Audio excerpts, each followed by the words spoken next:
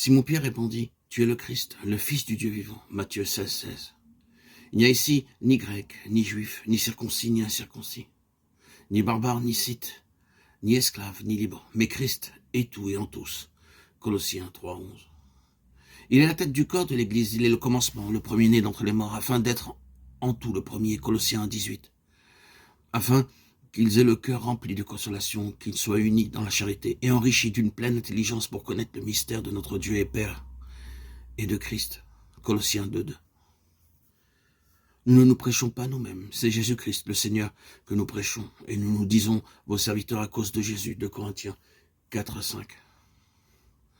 Quel est donc le pourquoi de toutes choses? Pourquoi les anges, Dieu les créa-t-il accidentellement ou furent-ils créés selon le plan de Dieu?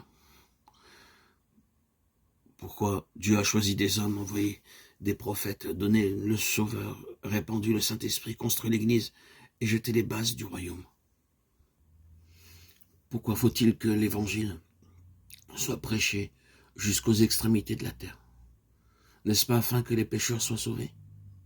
Pourquoi devons-nous atteindre les pécheurs et édifier les croyants? Certains insistent sur le baptême, de parler en langue, la sainteté, l'observation du sabbat ou sur tout autre détail comme point central. Pourtant, quelle est la pensée centrale de Dieu? Dieu travaille en vue d'un but défini. Quel est le but de notre travail? Nous avons besoin d'une vision avant de pouvoir discerner le but de l'œuvre. À moins de voir la pensée centrale de Dieu, notre travail n'aura pas d'objectif.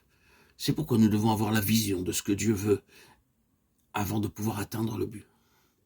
Assurons-nous donc avant tout de l'objectif qui gouverne notre travail. Les vérités de Dieu ont tout un rapport organique, un centre vers lequel elles convergent. Certains ont fixé leur objectif en fonction de préférences personnelles ou de besoins particuliers. La préoccupation et le besoin de Dieu devraient être notre objectif. Qu'est-ce qui est au centre du cœur de Dieu? Quel est le fil conducteur qui court à travers toute la révélation de Dieu? Quelle est la vérité suprême de Dieu? Qui est le Seigneur Jésus?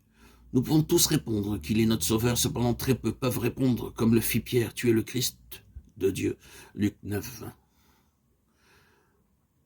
Ainsi, le point de convergence des vérités de Dieu, c'est Christ. Le cœur de Dieu n'est autre que Christ. Le mystère de Dieu, c'est Christ, écrit Paul. Mais qu'est-ce qu'un mystère? C'est ce qui est caché dans le cœur de Dieu. Dieu n'avait jamais dit auparavant à quiconque pourquoi il avait créé toute chose, l'humanité incluse. Aussi, durant une longue période, cela est demeuré un mystère. Plus tard, cependant, Dieu a révélé ce mystère à Paul, afin qu'il soit à même d'en donner l'explication. Ce mystère, a-t-il expliqué, c'est Christ. Le Seigneur, Jésus, le Christ de Dieu, comme il est le Fils de Dieu. Lors de la conception de Jésus, l'ange Gabriel déclara « Le Saint-Esprit viendra sur toi et la puissance du Très-Haut te couvrira de son ombre. C'est pourquoi le Saint enfant qui naîtra de toi sera appelé le Fils de Dieu. » Luc 1, 35.